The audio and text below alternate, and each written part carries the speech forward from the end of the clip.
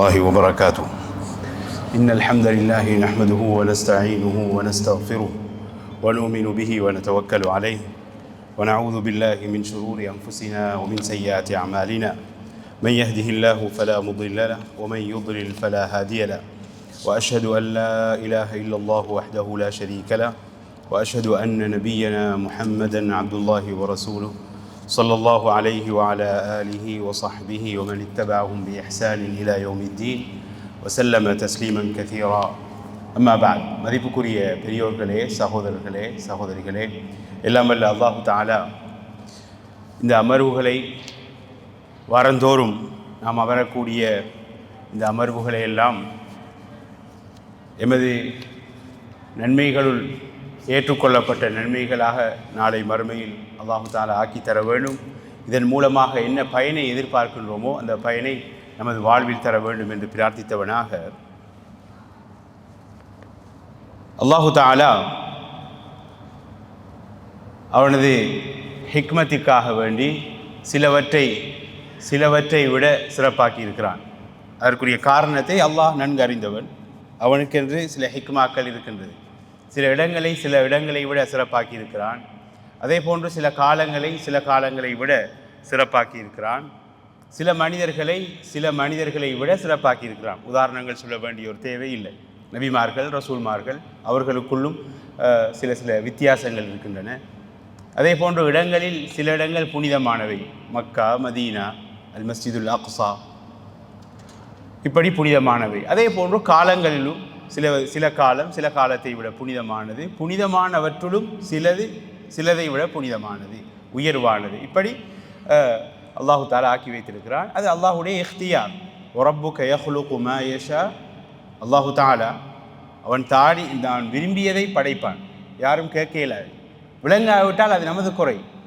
ரப்புக யஹ்லுகு மா யஷா, தான் விரும்பியதை படைப்பான். வயஹ்தார், தேர்ந்தெடுப்பான்.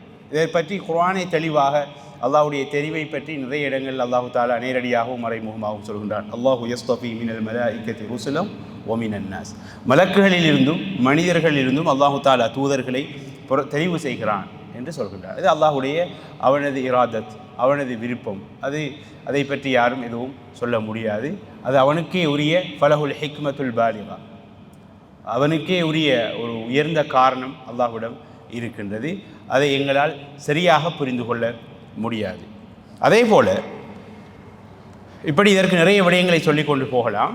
முன்னுரை நீளக்கூடாது என்பதற்காக நேரடியாகவே வருகின்றேன். அந்த அடிப்படையில் இன்று நாம் அடைந்திருக்கக்கூடிய இந்த நாளிலிருந்து ஆரம்பிக்கும் இந்த துல்ஹஜ் மாதத்துடைய ஆரம்ப 10 நாட்கள் புனிதமான நாட்கள். சொல்லப்போனால் வருடத்தில் உள்ள பகல் பொழுதுகளில் மிகவும் விசேஷமான பகல் பொழுதுகள், மிகவும் விசேஷமான நாட்கள். குறிப்பாக இந்த ஆரம்ப 10 நாட்கள், துல்ஹஜ் மாதத்துடைய 10 நாட்கள். எப்படி ரமதானுடைய கடைசி 10 மிக சிறப்பானதோ, குறிப்பாக அதனுடைய இரவுகள் எவ்வளவு சிறப்பானதோ, அதே போன்று இந்த ஆரம்ப 10 நாட்களும் மிக சிறப்பானது. ஆனால் ரமதானுடைய பகல் பொழுதுகளை விட இந்த ஆரம்ப 10 நாட்களுடைய பகல் பொழுதுகள் மிகவும் சிறப்பானவை. அதை பற்றி நம்ம அடிக்கடி கேட்டிருப்போம். நான் அப்படி பேசிட்டு போகும்போது இடையில் அல்லது முடிப்பதற்கு முன்பு அதற்குரிய காரணத்தை தெளிவாக சொல்லலாம் என்று நினைக்கின்றேன். மதிப்புக்குரிய சகோதரர்களே, அல்லாஹு தஆலா அல் குர்ஆனில் இந்த நாட்களை பற்றி சொல்கின்ற போது வல் ஃபஜ்ரி வ லயாலின் அஷ்ர், ஜுஸு அம்மையில் நாம் ஓதக்கூடிய ஒரு சூரத்துல் ஃபஜ்ர், காலை பொழுதின் மீது சத்தியமாக, வ லயாலின் அஷ்ர், அதாவது 10 இரவுகள் என்றால் 10 நாட்களை குறிக்கின்றது. 10 அந்த இரவுகளின் மீது சத்தியமாக என்று அல்லாஹு தஆலா சொல்கின்றான். இப்னு அப்பாஸ் ரலியல்லாஹு அன்ஹுமா, அதே போன்று ஜுபைர் ரலியல்லாஹு அன், முஜாஹித் பெரிய தஃப்சீர் கலை அறிஞர், வகைர் வாஹிதி மின ஸலஃப் வல் ஹலஃப், அநேகமான அறிஞர்கள் சொன்னால் மாற்று கருத்திலே யாரும் இல்லை. எல்லாருடைய கருத்துமே சூரத்துல் ஃபஜ்ருடைய இந்த ஆரம்பத்தில் வரக்கூடிய 10 இரவுகள் என்று அல்லாஹ் சத்தியம் பண்ணி சொல்கின்றானே, அந்த 10 இரவுகள் இன்னஹா அஷ்ரு தில் ஹிஜ்ஜா, அது துல்ஹஜ் மாதத்துடைய இந்த ஆரம்ப 10 இரவுகள் என்று தெளிவாக சொல்கின்றார்கள். எங்களுக்கு தெரியும், மனிதர்களாகிய நாங்கள் அல்லாஹ்வின் மீது அன்றி வேறு எதிலும் சத்தியம் செய்யக்கூடாது, அது வினையாக போய்விடும். ஆனால் அல்லாஹு தஆலா அவன் நாடியவற்றின் மீது சத்தியம் செய்வான். காலத்தின் மீது சத்தியம் செய்திருக்கிறான், தனது இல்லத்தின் மீது சத்தியம் செய்திருக்கிறான். இப்படி அல்லாஹு தாலா ஏன் அத்திப்பழத்தின் மீது கூட அல்லாஹு தாலா சத்தியம் செய்திருக்கிறான். தூர் சீனாவில் உள்ள என்னது தூர் சீனான்னு சொல்லுவோம், அந்த மலையின் மீது அல்லாஹ் சத்தியம் செய்திருக்கிறான். இதெல்லாம் அவற்றுடைய சிறப்பை காட்டுவதற்காக. அல்லாஹு தாலா ஒன்றின் மீது சத்தியம் செய்கின்றான் என்றால் அது சிறந்தது, மிகவும் உயர்வானது என்பதை காட்டும். ஆகவே இந்த ஆரம்ப 10 நாட்களும் மிகவும் சிறந்தது என்பதை அல்லாஹு தாலாவுடைய அந்த சத்தியம் கூட தெளிவாக காட்டுகின்றது. அல்லாஹு தாலா இது பற்றி அல் குர்ஆனிலே மற்றொரு வசனத்திலே இந்த ஆரம்ப 10 நாட்களை பற்றி சொல்கின்ற போது, ஹஜ்ஜாஜிகளை பற்றி சொல்கின்ற போது, லியஷ்ஹது மனாஃபிஅ லஹும், ஹஜ்ஜுக்கு வரக்கூடிய இந்த ஹஜ்ஜாஜிகள் லியஷ்ஹது மனாஃபிஅ லஹும், தங்களுக்குரிய பயன்களை அடைந்து கொள்வதற்காகவும். ஹஜ்ஜுடைய பயன்கள் நிறைய இருக்குது. மனாஃபிஉல் ஹஜ் துனியவியா வ உஹ்ரவியா, அது வேற ஒரு தலைப்பாக போயிடும். லியஷ்ஹது மனாஃபிஅ லஹும், ஹஜ்ஜுக்கு வரக்கூடிய இந்த ஹாஜிகள் தங்களுக்குரிய அந்த பயன்களை அடைய வேண்டும். ஹஜ்ஜுடைய பயன்கள் என்னென்னு நாம் யோசித்து பார்த்தாலே தெளிவாக விளங்கும். நிறைய பயன்களை ஹஜ்ஜு கொண்டிருக்குது. வயத்குரு ஸ்மல்லாஹி ஃபி ஐயாமின் மஅலூமாத், அந்த குறித்த நாட்களில் அல்லாஹ்வை இவர்கள் ஞாபகப்படுத்த வேண்டும் என்பதற்காகவும் சொல்லிவிட்டு அல்லாஹு தாலா சொல்கிறோம், வயத்குரு ஸ்மல்லாஹி ஃபி ஐயாமின் மஅலூமாத்தின் அலா மா ரஸகஹும் மின் பஹீமத்தில் அன்ஆம், அல்லாஹு தாலா கால்நடைகளிலிருந்து இவர்களுக்கு வழங்கியவற்றிற்காக அல்லாஹ்வை இவர்கள் ஞாபகப்படுத்த வேண்டும் என்பதற்காகவும் என்று அல்லாஹு தாலா அந்த ஹஜ்ஜை பற்றி சொல்லிட்டு, ஃபகுலு மின்ஹா, இந்த நாட்களில் நீங்கள் அறுக்கக்கூடிய அந்த இது ஹஜ்ஜில் அறுக்கப்படுறது ஹாஜிகள் இல்லாதவங்க அறுக்கிறது உதுஹியா, அதுக்கு வேறு எதை பற்றி கடைசியில் பேசலாம். ஃபகுலு மின்ஹா, அதிலிருந்து நீங்களும் உண்டு. வஅத்இமுல் பாஇஸல் ஃபகீர், ஏழை எளியோர் கஷ்டப்பட்டவர்களுக்கும் உணவாக கொடுங்கள் என்று அல்லாஹு தஆலா சொல்கிறான். அப்போ இங்கே நான் இந்த வசனத்தையே நீங்கள் சொல்கிறேன் என்றால், யஷ்ஹது மனாஃபிஅ லஹும் வயத்குரு ஸ்மல்லாஹி ஃபீ ஐயாமின் மஅலூமாத், குறித்த நாட்களில் அல்லாஹ்வை நினைவு கொள்வதற்காக. எல்லா நாட்களிலையும் நினைவு கொள்ள வேண்டும். அதிகம் அல்லாஹ்வை எம்மை இந்த அடைந்தக்கூடிய ஆரம்ப 10 நாட்களில் நினைவு கொள்ள வேண்டும். தெளிவாக ஹதீஸ் கலவை பற்றி பேசும். அப்போ குர்ஆனில் அல்லாஹு தஆலா இந்த நாட்களை விசேஷமாக அல்லாஹ்வை ஞாபகப்படுத்த வேண்டும் என்று குறிப்பிடக்கூடிய அளவுக்கு இந்த நாட்களை சுட்டி காட்டுகின்றான் என்றால், இந்த நாட்கள் எந்த அளவு புனிதமானவை, மேலானவை என்பதை நாங்கள் கவனிக்க வேண்டும். இப்னு அப்பாஸ் ரலியல்லாஹு அன்ஹுமா சொல்கின்றார்கள், அல் ஐயாமுல் மஅலூமாத், இந்த குறித்த நாட்கள் என்று அல்லாஹு தஆலா சொல்வது ஐயாமு ஆஷிரி தில் ஹிஜ்ஜா, துல்ஹஜ் மாதத்துடைய இந்த 10 நாட்கள், எங்களை அடைந்திருக்கக்கூடிய இந்த 10 நாட்கள் என்று இமாம் இப்னு அப்பாஸ் ரலியல்லாஹு அன்ஹுமா சொல்கின்றார்கள். நபிகள் நாயகம் ஸல்லல்லாஹு அலைஹி வஸல்லம் அவர்கள் ஹதீஸ்களில் போய் பார்த்தா என்ன சொல்கிறாங்க? நான் ஆரம்பத்தில் துவக்கத்தில் சொன்ன மாதிரி துல்ஹஜ்ஜுடைய இந்த ஆரம்ப 10 நாட்களிலேயே மிக சிறந்த நாட்கள் என்று நபிகள் நாயகம் ஸல்லல்லாஹு அலைஹி வஸல்லம் தெளிவாக விளங்கப்படுத்துகிறாங்க. இவைகளில் செய்யக்கூடிய நல்ல அமல்கள் ஏனைய நாட்களில் செய்யப்படக்கூடிய நல்ல அமல்களை விட எவ்வளவோ மேலானது. சாதாரண வெரி சிம்பிள், நமக்கெல்லாம் தெரிஞ்ச விஷயம். ஒரு நல்ல காரியம் செய்யப்படக்கூடிய அந்த காலத்தை பொறுத்து, இடத்தை பொறுத்து அதனுடைய தாக்கமும் தன்மையும் அதனுடைய தொடர்ச்சியாக நன்மையும் கூடி போகுது. இஸ்லாம் அந்தளவு தாராள தன்மை கொண்ட ஒரு மார்க்கம். பாருங்கள், நம்ம வெளியில் சொல்கிற ஒரு ரக்காத் மஸ்ஜிதுல் ஹராமில் போய் தொழுதோம்னா 1,00,000 நன்மைக்கு போகுது. அதே ஒரு ரக்காத்தை மஸ்ஜிது நபவியில் போய் தொழுதால் வாய்ப்பாடுமாய் 50,000 சொல்லுவாங்க. சஹியான ஹதீஸ் படி 1000 ரக்காத்துகளுக்கு வரும். சஹியான ஹதீஸ் படி முஸ்லீமில் பதிவாயுள்ள ஹதீஸ், அந்த ஹதீஸ் ஸ்க்ரீனில் ஓடும். மஸ்ஜித் நபவியில் போனால் பார்க்கலாம். மஸ்ஜிதுல் அக்ஸாவில் போய் தொழுதா 500. வேறு ஹதீஸ்கள் வருது, ஆனால் நான் சஹியான ஹதீஸ்களை சுருக்கத்தை சொல்கிறேன். இது எதற்கு சொல்கிறேன்னு சொன்னால், ஒரே ரக்காத் தான் தொழப்படக்கூடிய இடத்தை வைத்து அதனுடைய சிறப்பு கூடுது. அதே மாதிரி கியாமுல்லை நோம்பில், அதே கியாமுல்லை இல்லை நோம்பில் சொல்லும்போது இன்னும் அதனுடைய நன்மை கூடுதலாக கிடைக்குது. அப்படித்தான். அதே போல் நம்ம சாதாரணமாக செய்யக்கூடிய பிரார்த்தனையை விட இரவின் கடைசி பகுதியில் கேட்கக்கூடிய பிரார்த்தனை மேலானதாக மாறுது.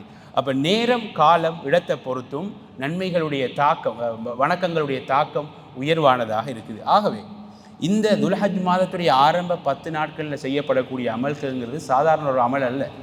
அது நானும் நீங்களும் என்னதான் அடிக்கடி சின்ன வயசுலேருந்து கேட்டாலும் ஒரு ஞாபகப்படுத்தல் முறை மூலமாக ஆழமாக பதிக்க வேண்டியிருக்கு. இந்த கம்ப்யூட்டரை தஹ்தீஃப் பண்ணுவாங்க, ரிஃப்ரெஷ் பண்ணுறதானே, அதை மாதிரி. என்னெண்டா இன்னும் சொல்கிறேன்டா, துல்ஹஜ் மாதத்தில் நாம் ஓதக்கூடிய குர்ஆன், இந்த ஆரம்ப ஹஜ்ஜி பெருநாளைக்கு முன்னுக்கு வரக்கூடிய இந்த நாட்களில் நாம் ஓதக்கூடிய குர்ஆன், அல்லது ஒரு லா இலாஹ இல்லல்லாஹ் என்று சொல்கிறது, இது சாதாரண ஒரு நன்மை இல்லை. அல்லது அந்த காலத்தில் செய்கிற ஒரு தர்மம், ஒரு அனாதைக்கோ அல்லது ஒரு விதவைக்கோ அல்லது இயலாமல் எந்த நாதியும் இல்லாமல் இருக்கக்கூடிய ஒரு முதியவருக்கு யாருமே கண்டுகொள்ள மாட்டாங்க. அப்போ ஏற்பட்ட ஒரு முதியவருக்கோ ஒரு மூதாட்டிக்கோ செய்கிற உதவி அது ஒரு சாதாரண உதவியில் சொல்லப்போனால் அல்லாஹ்வுடைய பாதையில் போய் செய்யக்கூடிய ஜிஹாதை விட அது மேலானதாக போகும். இது மிகைப்படுத்தல் அல்ல, முபாலகா அல்ல, இதுதான் உண்மை. நாளை இந்த நாட்களில் அதுக்காக நம்ம யார்ட்டையும் காட்டி செய்யப்படாது. ஏனெண்டா நமக்கும் அல்லாஹுக்கும் மத்தியில் சில இரகசியங்கள் இருக்கணும். அது ஒரு வேறு தலைப்பு. அது மனித நேயத்தையும் தாண்டியது. பிறருக்கு செய்கிற உதவி, அதே போல் சிலருடைய துன்பத்தில் பங்கெடுக்கிறது, சில விஷயங்கள் எந்த அளவுக்கு இருக்கணும்னு சொன்னால் இப்போ மனைவியை விட நான் வாழ்க்கையில் நண்பனை விட, சொல்லப்போனால் சில தத்துவங்களை சொல்லியிருப்பாங்க, நண்பன்கிட்ட மறைக்காத ஒரு இரகசியம் இல்லை. அது ஒரு போலித்தனமான கருத்து, நமக்கு தேவையில்லை. மனிதனுடைய வாழ்க்கையில் எல்லா இரகசியத்தையும் அறிந்த ஒரே ஒரு நபர் தாயையும் விட ஒரு மனைவி தான். அது தெளிவான விஷயம். சலஃபுகள் இமாம்கள் எப்படி பார்க்குறாங்கன்னா, கணவன் மனைவி, அதாவது ஒரு ஆணோ பெண்ணோ, சில இரகசியம் நல்ல வழக்கங்களில் அப்துக்கும் ரப்புக்கும் மட்டும்தான் இருக்கணும். இது ஹப்னு சொல்கிறது. இமாம் யார் சஹாபி ஜுபைர் உல் அவ்வாம் ரலியல்லாஹு அன்ஹு அவங்களோட ஒரு கூற்று இருக்குது, மன் இஸ்ததா மின்கும் அன் யகூன லஹு ஹப் ஃபல்யஃஅல். இது ஒரு அருமையான சப்ஜெக்ட். இதை வச்சு ஒரு ஜும்மா பயானே செஞ்சேன் போன வாரம். மன் இஸ்ததா மின்கும் அன் யகூன லஹு ஹப் ஃபல்யஃஅல். உங்களில் யாருக்காவது ஒரு மறைமுகமான நன்மை இருக்க முடியும் என்றால் அவர் செய்து கொள்ளட்டும் என்று சொல்கிறாங்க. இது சாதாரண விஷயம் இல்லை. ஹபன்னு சொன்னால் என்னது? ஹபியா. ஹபன்னு சொல்கிறது ஒரு முத்தஹர், ஒரு மறைவான ஒன்று. ஹுது பறவை சொல்லுமே, அல்லா யஸ்ஜுது லில்லாஹி அல்லதி யுக்ரிஜுல் ஹபஅ ஃபிஸ் ஸமாவாதி வல் அர்த் வ யஅலமு மா துஃபூன வ மா துஅலினூன் அல்லாஹு லா இலாஹ இல்லா ஹுவ ரப்புல் அர்ஷில் அஸீம்.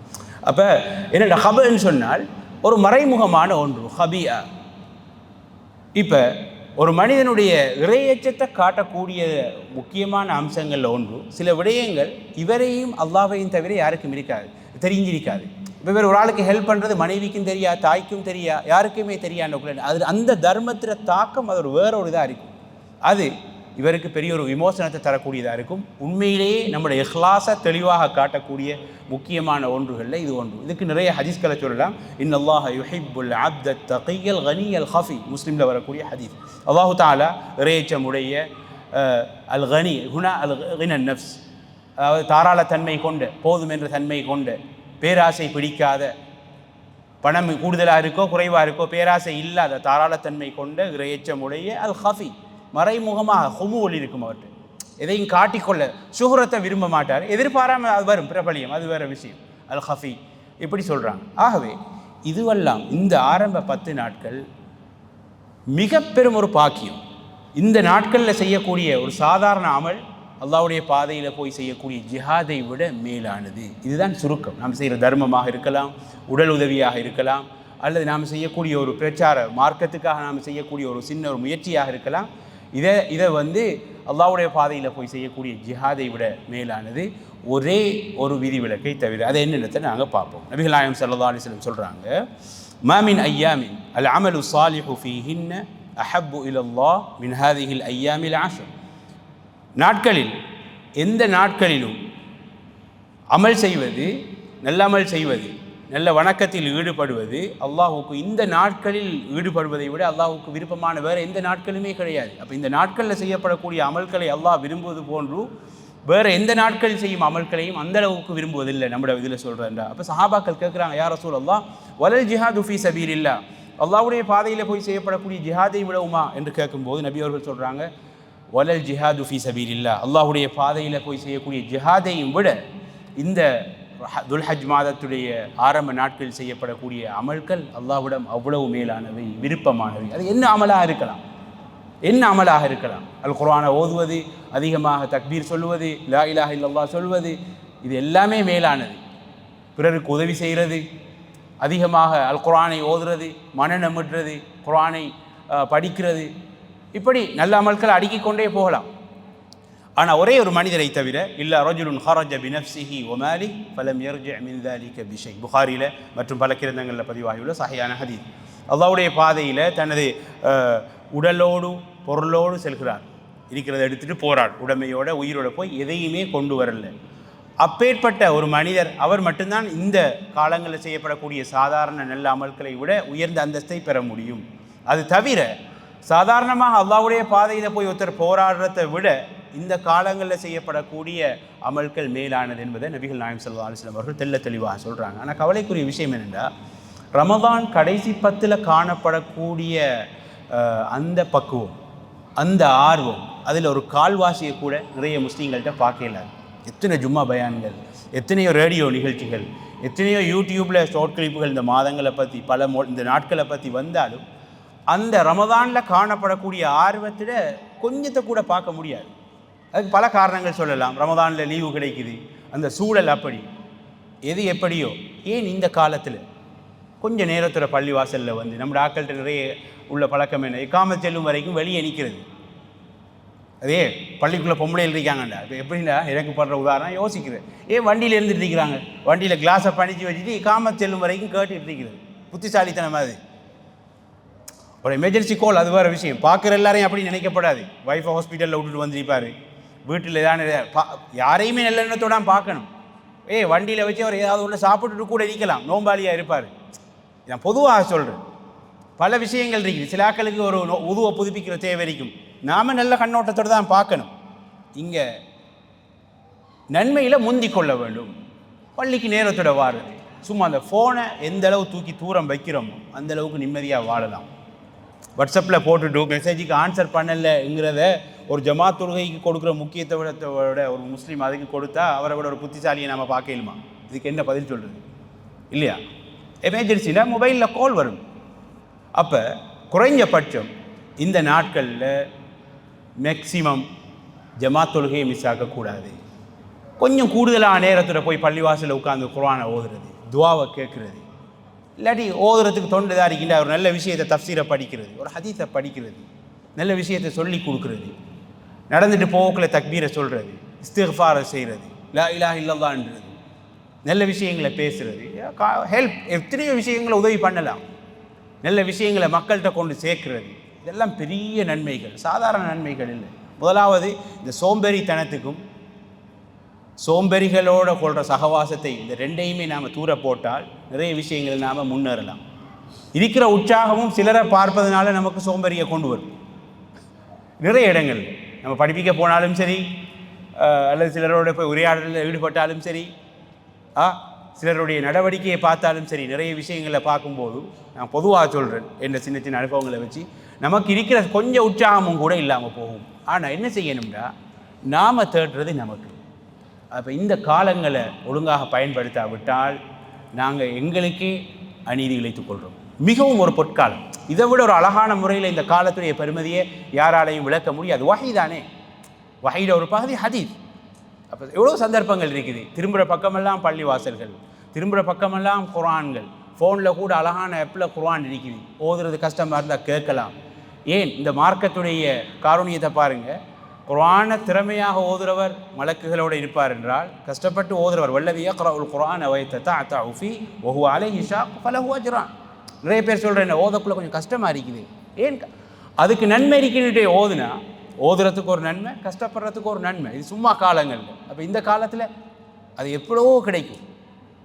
குர்ஆனை விரும்பி ஓதணும், குர்ஆனை விரும்பி ஓதணும். எங்களோட பிள்ளைகள் பார்க்கணும், நம்மளோட நண்பர்கள் பார்க்கணும். அதுக்கு அவங்களுக்கு நாங்கள் நல்ல ஒரு உதாரணமாக இருக்கும். நான் சில விஷயங்களை பேசினா சில ஆக்களோட மனதை உடைச்சிடணுன்ற பயத்தில் தான் நான் உதாரணங்களை சொல்லாமல் பேசுகிறது. ஏன்னா நாம் தர்பியான்னு சொல்லி போட்டு செஞ்சாலும் படுவதில்லை ஆக்களுக்கு. சில விஷயங்களை பயானில் உடைச்சி பேசணும் போல் இருக்கிறது, பிறகு போயிட்டு கவலையாக இருக்கும், யாரையும் ஹர்ட் பண்ணிட்டோமான்னு. ஆனால் சொல்லியே ஆகணும், சொல்லாமலும் மேலா. அதனால் பட்டும் படாமலும் சொல்கிறது. பலருக்கு புரியுது, பலருக்கு புரிகிறதே இல்லை. அதை அல்லாஹ் பார்த்துக்கொள்வான். நான் என்ன குறிப்பிட விரும்புகிறேன் என்றால், ரமதான்ட கடைசி 10 எவ்வளவோ முக்கியத்துவம் கொடுக்குறோம். சூழல் கிடைக்குது, அந்த இது இருக்குது, லீவும் வேறு இருக்குது. அதற்கு கொடுக்கக்கூடிய அளவுக்கு இல்லை, அதற்கு சமமாக அல்லது அதை விட கூட சில நேரங்களில் இந்த பகல் பொழுதுகளுக்கு கொடுக்க வேண்டும். ஆனால் துரதிர்ஷ்டவசம் அதில் கால்வாசி முக்கியத்துவம் கூட இந்த பகல் பொழுதுகளில் கொடுக்கப்படுறதில்லை. இதுதான் உண்மையும் கூட. ஏனோ தானோண்டு வாருது. நம்ம பார்க்குறோம் ஒரு இஸ்லாமிக் ப்ரோக்ராம்ண்டா, அதாவது நாம் செய்கிறதோ பெரிய பெரிய வேறு ஆக்கள் செய்கிறதோ, நாம் ஒரு சாதாரண மாணவன், அது வேறு விஷயம். நம்ம கவலையாக இருக்கும், எவ்வளோ வசதிகள் வாய்ப்புகள் இருக்கும், ஆனால் அதை பயன்படுத்துறதுக்கு பலர் இல்லை, பயன்படுத்த தெரியாது. எவ்வளோ விஷயங்களை சொல்லிக்கிட்டே போகலாம். ஆனால் என்ன நடக்குதுன்னா, ஒன்றை மட்டும் மனதில் பதிஞ்சு கொள்ளணும், ஒரு காலம் வரும் பலர் கவலைப்படுவாங்க, ஆனால் அந்த கவலை எப்போதுமே பயனளிக்காது. அதை புரிந்து கொள்ளணும். இங்கே உள்ளவங்களாக இருந்தாலும் சரி, இந்த ஆடியோ கேட்குறவங்களாக இருந்தாலும் சரி, அதாவது ஏனோ சாணோன்னு வரக்கூடாது. டயர்டா அது வேறு விஷயம். நான் இங்கே வேற்று வச்சு சொல்லலை, எவ்வளவோ நிகழ்வுகளை பார்க்குறோம். பலர் மார்க்கத்தில் எவ்வளோ ஆர்வம் இருக்குதுன்னு சொல்கிறாங்க. அந்த ஆர்வம் எங்கே இருக்குது?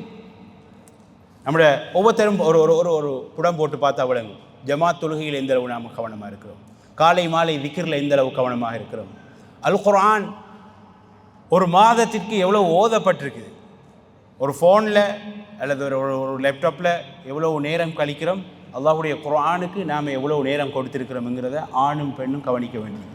வீட்டில் எவ்வளோ தான் வேலை இருந்தாலும், ஆஃபீஸில் எவ்வளோ தான் வேலை இருந்தாலும், என்ன தான் வேலைப்பாடு இருந்தாலும், ஒரு நாளைக்கு 1 ஹவராவது குறைஞ்சது நெட்டில் இருக்காத ஒரு மனிதர் இருக்க சான்ஸே இல்லை இந்த காலத்தில். இது 1 ஹவருங்கிறது நான் சும்மா சாதாரணமாக சொல்கிறேன். ஆனால் அல் குர்ஆனில் ₹1 அல்லது ரூபாய் அல்லது சலாசத் ₹1 அல்லது ₹2 அல்லது ₹3, ஒரு ₹2 சொன்னால் கிட்டத்தட்ட 1/4 ஜூஸ் 5 பக்கத்துக்கிட்ட வரும்.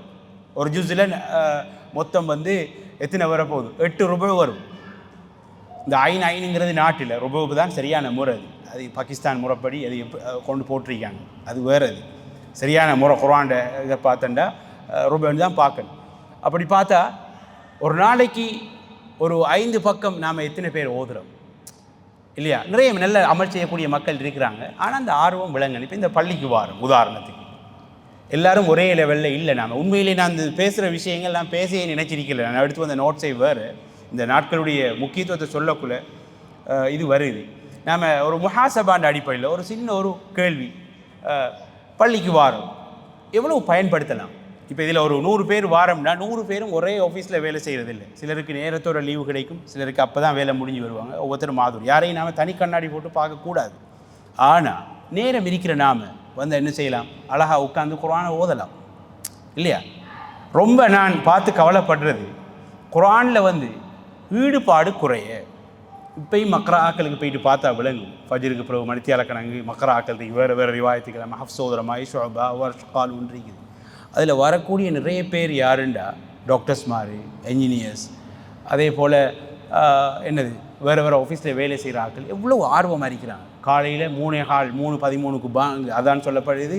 முடிஞ்சதுக்கு பிறகு சுபஹ் தொழுது முடிஞ்சு எல்லாம் எடுக்க 4 ஆகும். அதில் இருந்து வயசான ஆட்கள் கூட நான் பார்த்துட்டு ரொம்பவே சந்தோஷமாக இருக்கும். இது வேறு அரபு கம்யூனிட்டியை சொல்கிறேன், வேறு நாட்டாக்கள். அதில் ஒரு கால்வாசியை கூட நாம் பார்க்க முடியுதில்லை. அப்போ இது சாதாரண காலங்களில் தான் நானும் நீங்களும் பொடுபோக்காக இருக்கிறோம் என்றால், இப்படி புனிதமான நாட்கள் அல்லாஹு தாலா தந்திருக்கிறான். இந்த ஆயுளுங்கிறது நம்முடைய கையில் இல்லாத ஒன்று. பருவகாலம் ஒரு விவசாயிக்கு அந்த பருவகாலம் எவ்வளோ முக்கியங்கிறது விவசாயிக்கு தான் தெரியும். ஒவ்வொரு வருடத்திலேயும் ரமதான் வருவதுன்றா அதை அப்படி பார்க்க வேண்டும். அதே போல் இந்த துல்ஹஜ்ஜுடைய ஆரம்ப 10 நாட்கள் அடைகிறோம்னா அப்படி பார்க்கணும்.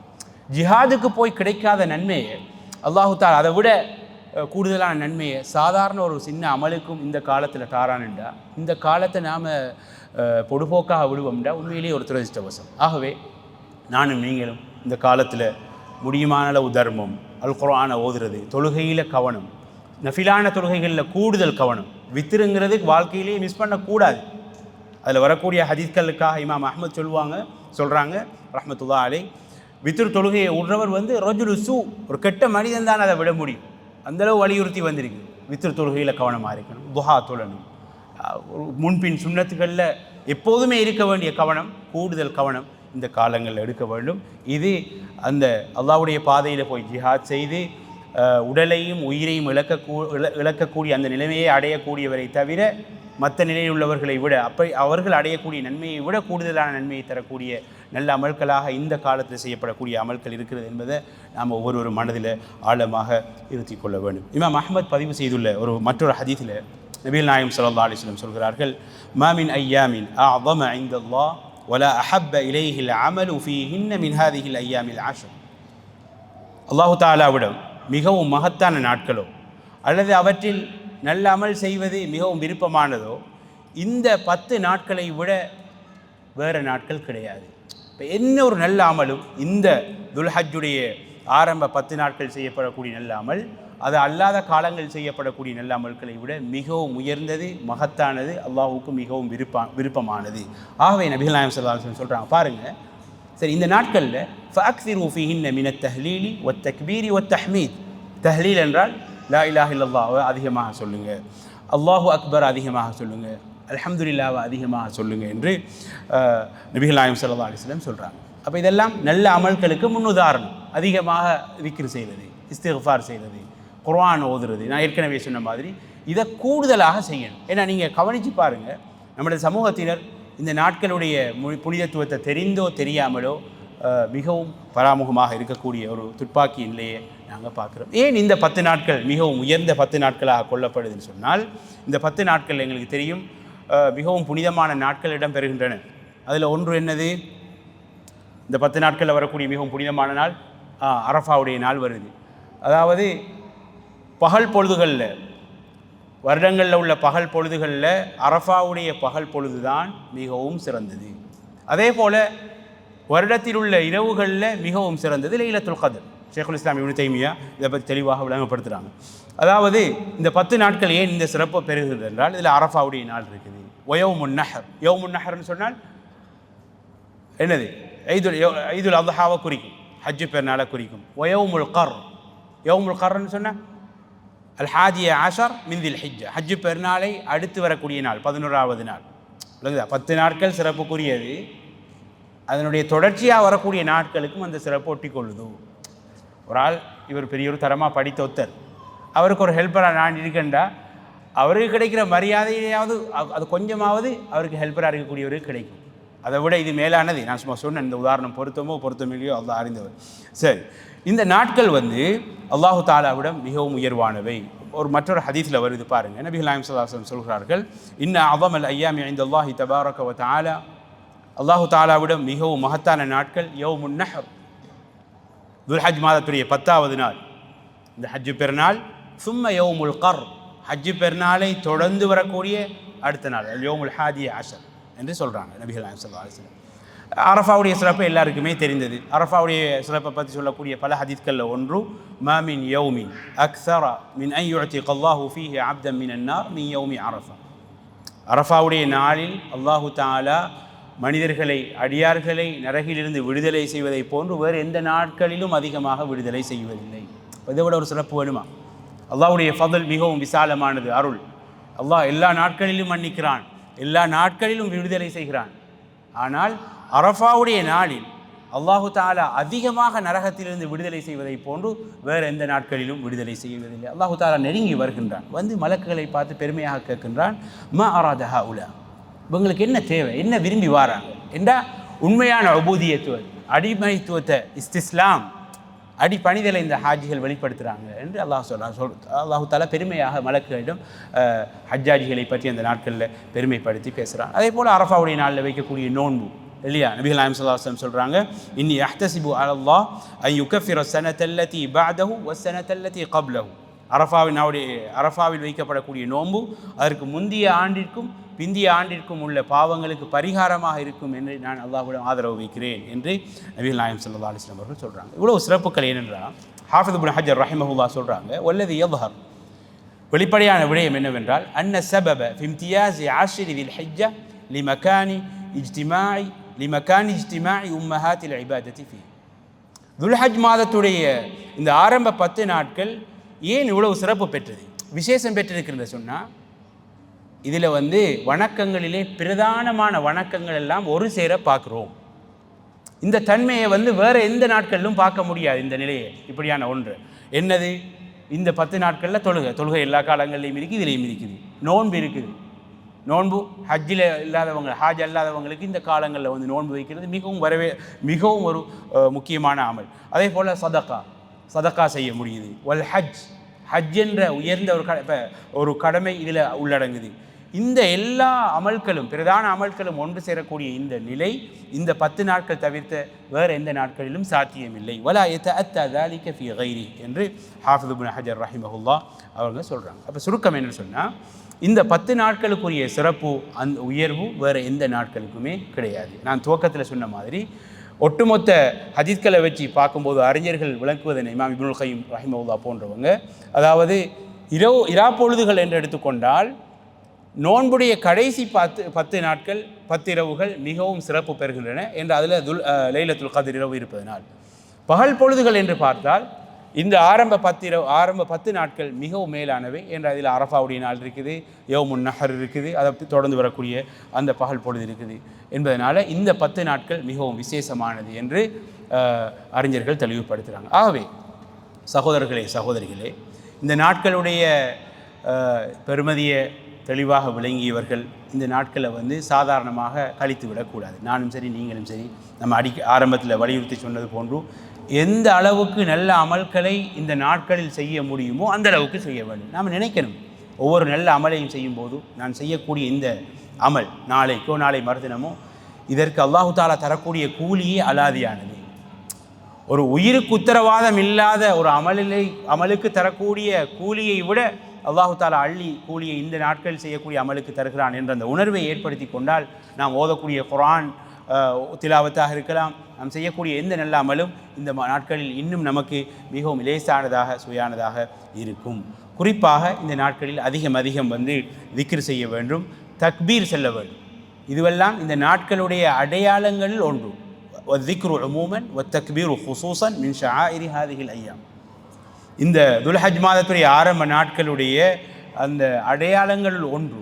அதிகமாக திக்ர் செய்வது, பொதுவாக திக்ர் செய்வதும், குறிப்பாக அல்லாஹு அக்பர் இந்த தக்பீர் சொல்வதும் விசேஷமாக இந்த நாட்களை குறித்து காட்டக்கூடிய ஒன்று. ஏன்னா ரசூலுல்லாஹ் சொல்கிறாங்க, ஃபஅக்ஸிரு ஃபீஹின்ன மினத் தஹ்லீலி வத்தக்பீரி வத்தஹ்மீத். இந்த நாட்களில் அதிகமாக தக்பீர் சொல்லுங்கள், லா இலாஹ இல்லல்லாஹ் என்று சொல்லுங்கள், அல்ஹம்துலில்லாஹ் என்று சொல்லுங்கள் என்று நபி அவர்கள் சொல்கிறாங்க ஸல்லல்லாஹு அலைஹி வஸல்லம். இதனால தான் பார்க்குறோம் புகாரியில் இப்னு உமர், அப்துல்லாஹ் இப்னு உமர், அபூ ஹுரைரா ரலியல்லாஹு அன்ஹுமா, இவங்க 2 பேரும் இந்த நாட்களில் தெருக்கு செல்வாங்க.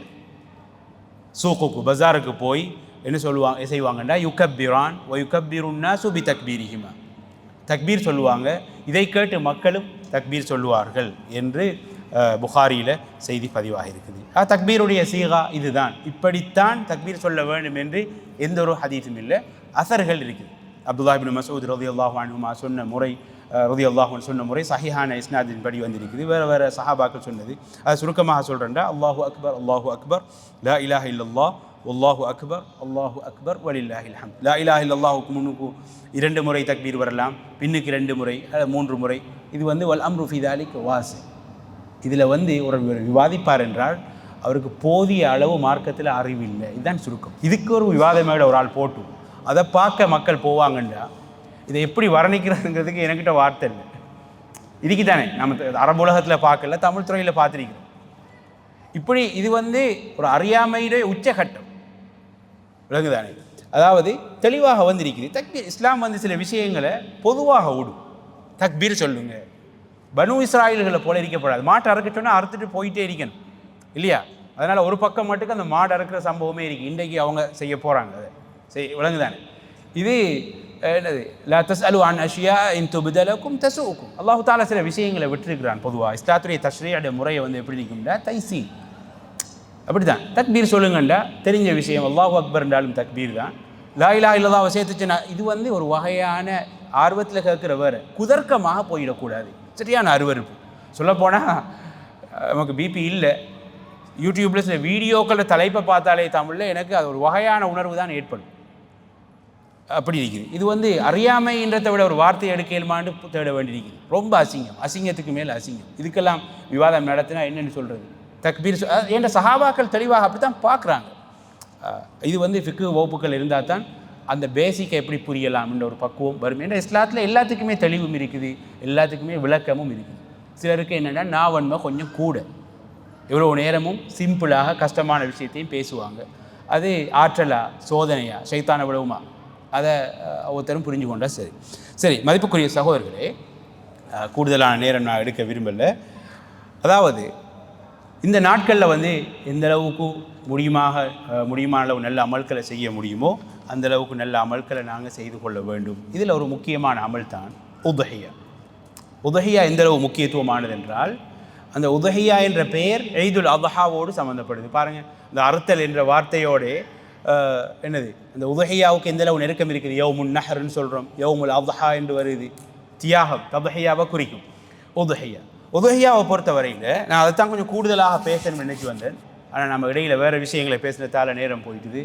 உதஹியாவை பொறுத்தவரையில் சுருக்கமாக சொல்வதாக இருந்தால், இந்த நாட்களில் ஒரு முஸ்லீம் அதிகமாக ஆர்வம் கொள்ள வேண்டிய ஒரு வணக்கம் உதஹியா. இந்த நாட்கள்னா உதஹியாவை ஆரம்பத்தில் கொடுத்துறையில் அது ஆர்வம் இருக்கணும். நம்ம சொன்ன மாதிரி தொழுகை, நோன்பு, குறிப்பாக ஹாஜ் இல்லாதவருக்கு நோன்பு, சதகா, தர்மம், அதிகமாக திக்ர், குறிப்பாக தக்பீர், அல் குர்ஆனை ஓதுறது, இப்படி நல்ல அமல்கள், பிறருக்கு உதவுறது, உடல் உதவி, நல்ல விஷயங்களை மக்களுக்கு போதிக்கிறது, ஜமாத் தொழுகையில் கூடுதலான கவனிப்பு, அஹ்லாக்கும் ரொம்ப முக்கியம். என்னதான் மார்க்கம் பேசியும், என்னதான் நல்ல வெளித்தோற்றத்துக்கு நல்லா இருந்தும் மனைவியோட கணவன் ஒழுங்காக இல்லாட்டி, மனைவி கணவனோட ஒழுங்காக இல்லாட்டி, அயலவர்களோட நல்ல முறையில் இல்லாட்டி, தனக்கு கீழுள்ளவர்களோட நல்ல முறையில் இல்லாட்டி, வண்டி ஓட்டக்குள்ளே அஹ்லாக்கு வர இல்லாட்டி நாமளே பரிசீலனை செய்ய வேண்டியிருக்குது. சிலருக்கு வண்டியில் ஏறுனா அவர் மறந்துடுறார். அரபியாக இருக்கலாம், அரபி இல்லாத ஆக்கள் அரிக்கலாம், பார்க்க வேண்டியிருக்கு. நம்மளை ஒருத்தர் ஓவர்டேக் பண்ணால் பண்ணிட்டு போகட்டுமே, ஏதாவது பண்ணால் பண்ணிட்டு போகட்டுமே. அதால் முதலாவது நம்முடைய ஹெல்த்துக்கு தான் நல்லது. இது எல்லா காலத்திலையும் இருக்கணும். இந்த அஹ்லாக் குறிப்பாக இந்த புனிதமான காலங்களில் வெளிப்படணும். இப்படியே இந்த அமல்களோட தொடர்ச்சியில் கடைசியாக வரக்கூடியது உதுஹியா. உதுஹியாவை கொஞ்சம் கூடுதலாக பேச நினைச்சேன்னா, வளமையாக நான் உரையில் செஞ்சுட்டு பார்க்குறது கூடுதல் டைம் எடுத்துக்கிறேன். மேக்சிமம் ஒரு உரையில் வந்து 50-55 நிமிஷத்தை விட தாண்டக்கூடாது இல்லையா? அது பொதுவாக மற்ற ஒரு ஆர்வத்தை கொடுக்கும். ஜாமியாக்களில் உள்ள விரிவுரைகளே 55 நிமிடம். அதனால் உதஹியாவை பற்றி மேலோட்டமாக சுருக்கமாக சில விஷயங்களை சொல்லிட்டு நிறைவு செய்கிறேன். உதஹியாங்கிறது ரொம்பவும் நாம் ஆர்வமாக ஈடுபட வேண்டிய ஒரு அமல். இது முதலாவது எப்போ இருந்து ஆரம்பிக்குது? பெருநாள் அன்று தொழுகையை நிறைவேற்றினத்திலிருந்து ஆரம்பிக்குது.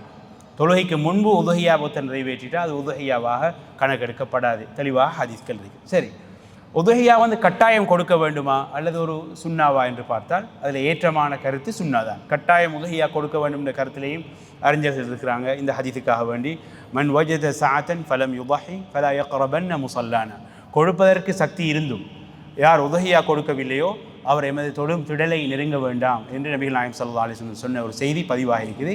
இந்த ஹதீஸை பற்றியே தனியாக அறிஞர்கள் ஆய்வு செஞ்சிருக்கிறாங்க. விரிவான ஒரு ஆய்வு. இந்த ஹதீஸ் ஆதாரபூர்வமானதா இல்லையா என்று இருக்குது. அதில் சுருக்கம் இதுதான். இந்த ஹதீஸ் வந்து சஹீஹுன் மௌகூஃபன் தஈஃபுன் மர்ஃபூஅன். விளங்குதானே? அதாவது இது நேரடியாக ஹதீஸ்ன்னு சொல்கிறதுல சிக்கல் இருக்குது. ஆனால் ஒரு சஹாபியில கூற்றாக பார்க்கலாம். மதீனாவுக்கு அமீராக இருந்த போது ஒரு சஹாபி சொன்னது. யார் அந்த சஹாபின்னு தெரியுமா? மதீனாவுக்கு அமீராக இருந்த சஹாபி, இந்த ஹதீஸ் அறிவித்தவர் தான் அவர், அபூ ஹுரைரா ரலியல்லாஹு அன்ஹு சொல்கிறாங்க. இதை வந்து இந்த ஹதீஸில் தரத்தை ஆராய்ஞ்சிட்டு போகக்குள்ள அபூ ஹுரைரா ரலியல்லாஹு அன்ஹுடைய கூற்றாக பார்க்கின்ற போது அது அசர் சஹீஹானதாக வருது. சரி, இதை ஹதீஸாகவே நாம் சில அறிஞர்கள் சொல்கிறபடி ஏற்றுக்கொண்டாலும் உதஹியா கட்டாயம் என்ற கருத்து அவ்வளோ ஏற்புடைய கருத்து இல்லை. அது ஒரு சுன்னா முஅக்கதா, மிகவும் வலியுறுத்தப்பட்ட ஒரு சுன்னா என்கிறது தான் மிக தெளிவான ஆதாரம். என்ற நபிகள் நாயகம் ஸல்லல்லாஹு அலைஹி வஸல்லம் சொல்கிறாங்க, துல்ஹஜ் மாதத்துடைய பிறைத்தன் பற்றி, வஅராத அஹதுக்கும் அன் யுதஹிய, உங்களில் ஒருவர் உதஹியா கொடுக்க விரும்பினால், அப்போ இங்கே கட்டாயம் இல்லைங்கிறத தெளிவாக காட்டுது. அப்போ அவர் தனது நகங்களை வெட்டுவதோ முடிகளை களைவதையோ நபி அவர்கள் நிறுத்தி கொள்ள சொல்கிறாங்க. அப்போ உதஹியா கொடுக்கக்கூடிய உறுதியான எண்ணம் இருந்தால், இந்த துல்ஹஜ் மாதத்துடைய பிறை தென்பட்டு விட்டால் அதற்கு பிறகு ஒருத்தர் நகத்தை வெட்டுவதோ முடிகளை களைவதோ கூடாது. சரி, அப்படி செஞ்சிட்டால் அதற்கு ஃபிதியா பரிகாரம் இருக்கிறதா? கஃபாரன்னா அப்படி ஒன்று இல்லை. ஆனால் செய்யக்கூடாது என்று தடை வந்திருக்குது. ஆகவே மிகவும் ஏற்றமான கருத்து, பெரும்பான்மையான அறிஞர்கள் உள்ள கருத்து என்னவென்றால், உதுஹியா என்பது மிகவும் வலியுறுத்தப்பட்ட ஒரு சுன்னா. அதை இன்னும் இந்த கருத்தை உறுதிப்படுத்துது அபூபக்கர் ரலியல்லாஹு அன்ஹு, உமர் ரலியல்லாஹு அன்ஹு அவர்கள் வந்து மக்கள் இதை ஒரு கடமை என்று உணர்ந்து விடக்கூடாது என்பதற்காக வேண்டி அவர்கள் உதுஹியா கொடுக்காமல் இருந்திருக்கிறார்கள். இவங்க 2 ஹலீஃபாக்களும் செய்கிறத பார்த்து மக்கள் இதை கடமை என்று புரிந்துடுவாங்களோ என்று அவங்க தவிர்த்திருக்கிறாங்க. நபிகள் நாயகம் ஸல்லல்லாஹு அலைஹி வஸல்லம் அவர்கள் தொடர்ச்சியாக உதுஹியா கொடுத்திருக்கிறாங்க. மிகவும் சஹீஹான ஹதீஸ்களில் வரும், பிகப்ஷைனி அம்லஹைனி அக்ரனை, பெருமதியான 2 ஆடுகள் எடுத்து கொடுப்பாங்க. இந்த ஆட்டுடைய தன்மைகளிலே விளங்கும். கொம்புள்ள, ருசி கூட இருக்கும், என்ன கொம்புள்ள. அம்லஹைன், அம்லஹைன் சொன்னால், அம்லஹன்னு சொல்கிறது வந்து சில அறிஞர்கள் வந்து தனி வெள்ளை ஆடுன்னு சொன்னாலும் பெரும்பான்மையான அறிஞர்கள் அதுக்கு விளக்கம் சொல்லும்போது கருப்பு கலந்த ஆடு வெண்மை கூட இருக்கும். இந்த ஆட்டோட முடி தட்டில் கிடைக்க கருப்பு இருக்கும். பார்க்குறதுக்கு அழகான ஆடு. 2 ஆடுகளை கொடுப்பாங்க. ஒரு ஆடு யாருக்கு? தனக்கும் அன் முஹம்மதின் வாலி முஹம்மது ஸல்லல்லாஹு அலைஹி வஸல்லம் அவர்களுக்கும், தனக்கும் தனது குடும்பத்தாருக்கும் ஒரு ஆடு. மற்ற ஆடு யாருக்கு? மற்ற ஆடு தனது உம்மத்துக்கு. இது சஹீஹான ஹதீஸ்களில் வர நமக்காக நபி நாயகம் ஸல்லல்லாஹு அலைஹி வஸல்லம் அவங்க கொடுத்திருக்கிறாங்க. இது ஒரு தடவை இல்லை, கிட்டத்தட்ட 10 ஆண்டுகள் தொடர்ச்சியாக அப்படியே கொடுத்து வந்திருக்கிறாங்க. இதை வச்சு தான் சுன்னா முஅக்கதா, மிகவும் வலியுறுத்தப்பட்ட ஒரு சுன்னத். ஒரு நபிகள் நாயகம் ஸல்லல்லாஹு அலைஹி வஸல்லம் விடாமல் தொடர்ச்சியாக அப்படியே அதை செய்து வந்த ஒரு முக்கியமான அமல். இதனால தான் அதாவது முடியுமானவங்க ஒரு ஆட்டையோ 2 ஆட்டையோ கொடுக்கறது மிகவும் வலியுறுத்தப்பட்ட சுன்னா. ஒட்டகை கொடுக்கலும்னா இன்னும் பயன் கூட. ஒட்டகையில் 7 பேர் கூட்டு சேரலாம், மாடாக இருந்தாலும் கூட்டு சேரலாம். மிக தெளிவான ஹதீஸ்கள் இருக்கின்றன. வயதை பொறுத்தவரையில் ஒட்டகையாக இருந்தால் 5 வருடங்கள் பூர்த்தியாக இருக்க வேண்டும், மாடாக இருந்தால் 2 வருடங்கள் பூர்த்தியாக இருக்க வேண்டும், ஆடாக இருந்தால் செம்மறி ஆடுன்னு சொன்னால் 6 மாதங்கள், சாதாரண நம்முட ஆடு மாயிஸ்ன்னு சொல்லுவோம் அல்லது மாஸ், அந்த ஆடாக இருந்தால் 1 ஆண்டு பூர்த்தியாக இருக்குது. இதுக்கெல்லாம் தெளிவான காரணங்கள் இருக்குது. அது ஃபிக்ஹ் வகுப்புகளில் தான் தெளிவாக பேசலாம். இப்படி வயதுகளையும் பார்க்க வேண்டும். இதில் நிறைய சின்ன சின்ன மசாலாக்கள் இருக்குது. இந்த உதகியாவை பொறுத்தவரையில் இதில் நாம் கவனமாக இருந்து முடியுமானவர்கள் இதை நிறைவேற்றுவது முக்கியமான ஒரு சுன்னா. இந்த ஹஜ்ஜு பெருநாளுடைய அழகுகளில் அது ஒன்று. பெருநாளை தொழுது விட்டு முதல் ஒரு மூமின் முஸ்லீம் ஆரம்பிக்கக்கூடிய ஒரு வணக்கமாக இது இருக்க வேண்டும். இது அந்த ஹஜ்ஜு பெருநாளை இந்த 10 நாட்களுக்கு அப்படி மகுடம் சூட்டுற மாதிரி அமைகின்றது. எல்லாம் வல்ல அல்லாஹு தஆலா இந்த புனிதமான நாட்களில் நல்ல அமல்களை செய்து அவனது பொருத்தத்தை பெறக்கூடிய பாக்கியத்தை எனக்கும் உங்களுக்கும் தருவானாக. வ ஆகிரு தஅவானா அனில் ஹம்துலில்லாஹி ரப்பில் ஆலமீன்.